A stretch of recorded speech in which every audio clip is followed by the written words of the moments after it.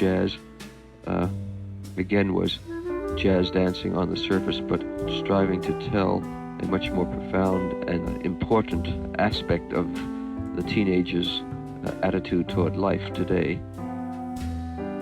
Being a dancer with this group of people, you go through struggles, you go through happiness, you go through times where you just want to be crazy, and I think all of that is in this ballet. I mean, much like all the other things that Jerry did, it was this awesome group of, young dancers getting together, as if you were just like friends hanging out, fooling around, teasing one another. They have the music, they have movement, and they have New York City to kind of go out there and find out who they really are. I think that Opus Jazz was a kind of abstraction of West Side Story. No one before or since, I guess you could even say, has incorporated street vernacular into dance to the same extent that Robbins has. Jerome Robbins was the life force. How exciting is that, to be challenged by that mind? Right now, my ballets seem to be very open and available to everyone. I mean, I don't want all the works just to disappear when I go. Opus Jazz was one of, the very first things I did, kind of with the older dancers. My mom owns a dance studio at home, and so pretty much as soon as I could walk, I was dancing. When I first got in, I was just really sort of cocky. You end up being sort of the top of the school, and then you get into a company, and you're then the bottom of the company.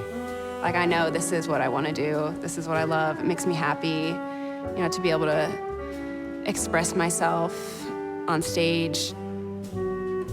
I always felt like dancing was my way of getting stuff out of my body, like the frustrations of life, of being a young adult, of not having a boyfriend, and all of these things that a young girl has. In New York City Ballet, we rehearse from 12 to 6 every day, and then we have the performance at night, which now I'm used to, but in the beginning I was like, how am I gonna get through this? When I moved to New York, after the day's lessons, we were lucky enough to walk right across the plaza from the dormitories and see New York City Ballet every night. And at least once a night, there was a Robbins ballet.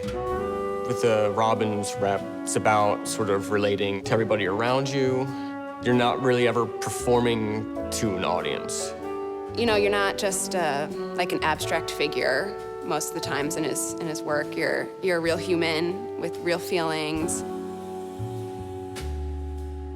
Jerry never had that great a reputation, oh, he's a real booby baby, and you will be loved and taken care of. Quite the contrary. But I was in love with what I was learning and what I did. How I became a part of Ballets USA, I'm sure everyone has exactly the same story. It called us up on the phone and said, come over here. Ballets USA was filled with people dancers. Everybody was an individual. And I think that was very different than ballet companies that we're familiar with. We were an unorthodox group. We were just different sizes, different shapes. We came from different companies. We didn't follow the rules, but not by choice, but by nature. Well, I think there was a time when the State Department sponsored tours of particular artistic events as a kind of American propaganda, way of sharing our culture. We're all going to this place called Spoleto. The first trip, we were on this plane, and then the plane broke down, and we misbehaved. From sheer excitement and enthusiasm. The title of the festival was I Festivali Due Mondi, Festival of the Two Worlds. It was supposed to be America and Europe. And the Europeans found that wildly and immensely appealing. I mean, they just look at us like we'd come from another planet.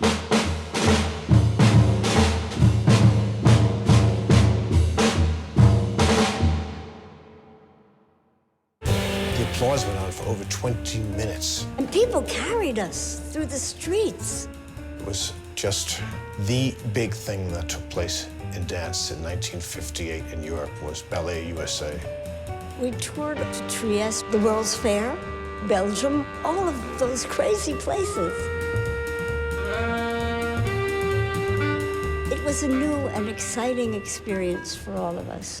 Now here for the first time ever on TV, here is the Jerome Robbins Ballet. It conquered the world and did so much good for America, with all typical American kids dancing in it. It's called formally New York Export Opus Jazz. Sullivan had never seen anything like it. The amount of rehearsal time for all that. He directed that. All that camera work is by Jerry Robbins. He's having the cameras on the floor as opposed to just off stage height to get that. Back in those days, have you ever seen what TV cameras looked like back in that time? They were the size of a Volkswagen. But you can imagine, Ed Sullivan was not used to that. People just came and they had a 3-camera, and the guy in the control booth just switched things back. Not when Jerry went. He wanted to show the thrust and power of that moment by way of the camera designs.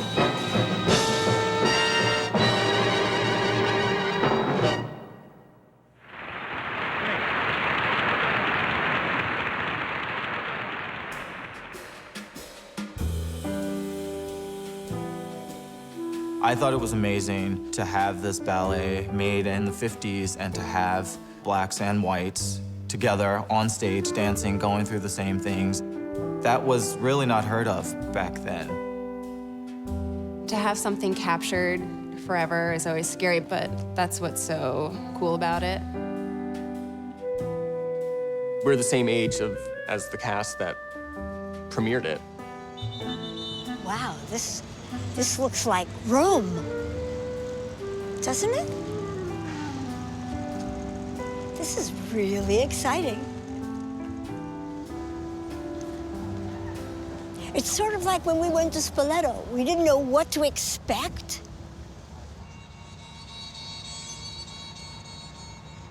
Boy, is this deja vu or what?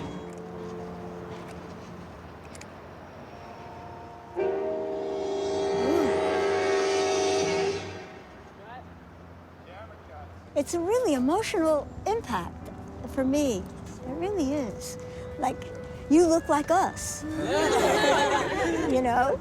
And I love the fact that, you know, that if your knees were skinned, cool. You know, that's They were. It was. Yeah. It's a language you understand forever. If you get them, you've got them forever, which is wonderful, I think. It's no longer about dance, it's about you. If they can really get that, you know, funky, dark feeling, they've got it. Now, heavy-footed. I had the fortune of resetting it with New York City Ballet. That means I took the original steps and I tried to get the original intent of the ballet on dancers of today. Leave that like you did in the first movement. Okay. Everything he does, you'll see in every ballet. And this you do 3 or 4 times in this ballet. Fast forward 40 years, the times are different. The feeling is different. I try to give them what Jerry gave me. I was just an understudy. I think I wasn't even going to be in the ballet when Eddie was first setting it. The next Tuesday when casting went up, I was on casting to do statics for Opus Jazz.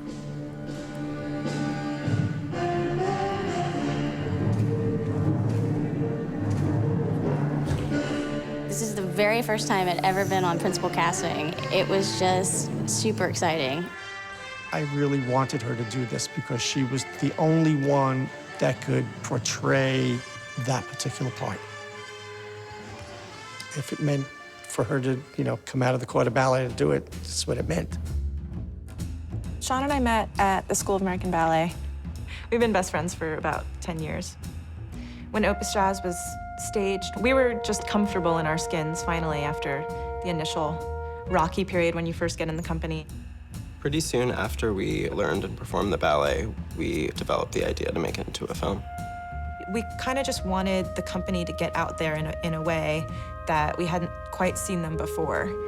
I didn't think that we could have this kind of equipment, this kind of, production. I didn't think that that was possible.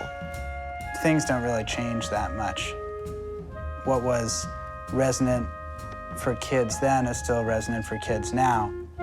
It's impossible not to think about West Side Story when you're talking about the work of Jerome Robbins and adapting it to film. The transformation of my vision of this ballet came reading about Jerome Robbins and his life.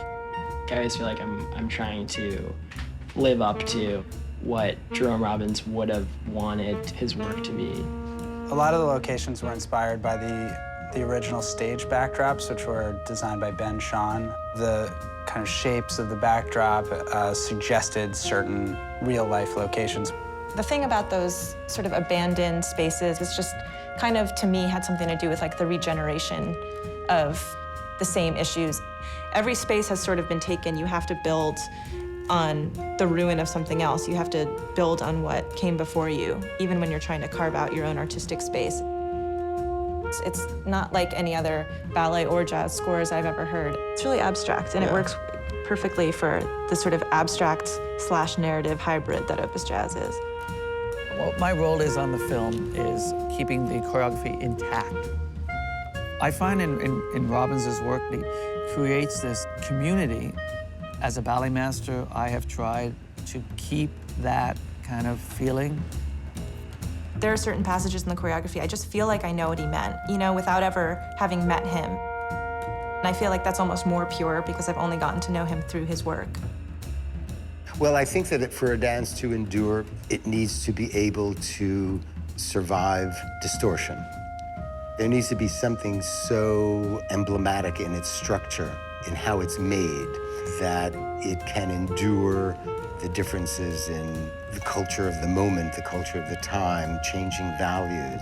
If we are going to try to have this art form survive, we can only apply it to our world and how our world is changing. I hope he'd be proud to see young people still enthusiastic about his work. He'd be really happy we didn't compromise. He knew quality, he cared about quality, and it showed in everything that he did. He went that extra mile. When the body yearns to really speak, and you find someone who can give you the language, give you the subjects, give you the heart, give you the soul, how lucky.